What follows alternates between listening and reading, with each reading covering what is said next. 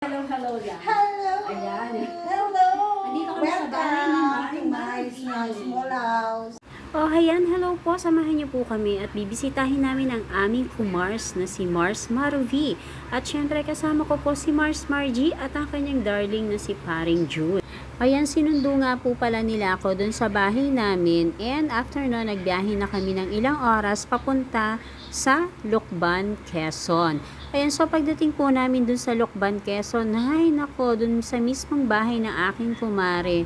Nako, dahil sa thunders na tayo, yung video ko na hi, hello, ay hindi naman pala naka-play. So, kaya hindi ko na mapakita yung hi, hello namin. Pero hindi naman po ako lumaki sa farm ha, kahit ganito malilimutin ako. Ayan, tara po, puntahan na natin at pasukin na natin ang loob ng bahay ng aking kumare. Ayan, at nagchichikahan na po ang dalawang paring maganda. Ayan, yan yung kanyang extension na pinagawa. So, ayan, ito yung kanyang sala. Syempre, yung kanyang CR na napakalakas ng tubig. Wow, ang lakas ng tubig. Sana all. Ayan, tapos ang kanyang dining table. Ayan, kung saan pinakain niya kami ng masarap na pansit habhab at ng adobong baboy. Ang sarap ng adobo ha, ng luto ng pamangkin niya. And pasukin natin yung kitchen niya. Oh, ayan. Doon po sa bandang kanan, yung meron din daan sa extension.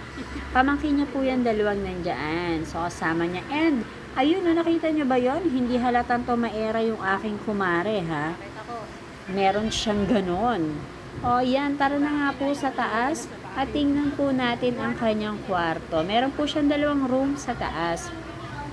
At take note, ang ganda ng bed. Sa reels ko lang to nakikita. Ngayon, nakita ko na sa bahay niya, sa kwarto niya.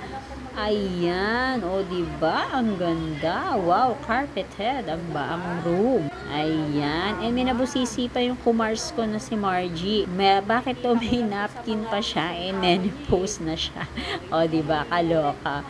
Ayan, and ito pa yung isang room niya. Same lang ng style, same bed. Ayan, ganda. Ang ganda talaga ng bed.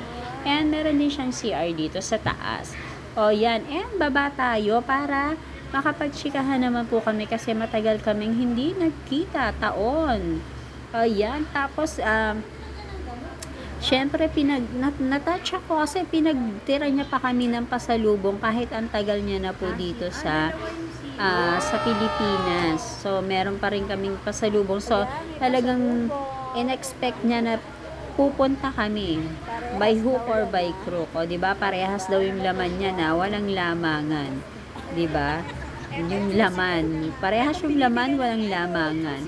And konting chikahan, chika-chika to the max. Limited din po yung oras namin papunta dito kasi may pupuntahan pa yung dalawang mag-asawa. So, konting chikahan lang. And merienda, pinamerienda niya kami ng pansit habhab na nilagyan ng suka. First time kong kumain ng pansit habhab at maglagay ng suka.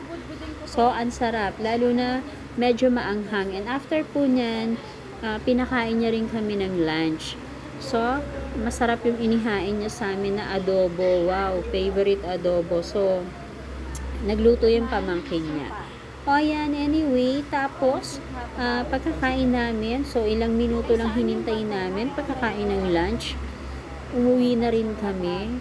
O, diba, eat and run lang. O, ayan, dahil pauwi na kami, at kung nagustuhan niyo po tong video ko na to, please comment, like, and pakishare na rin po nitong aking video. Thank you po for watching. Don't skip the ads, please. Thank you. Bye!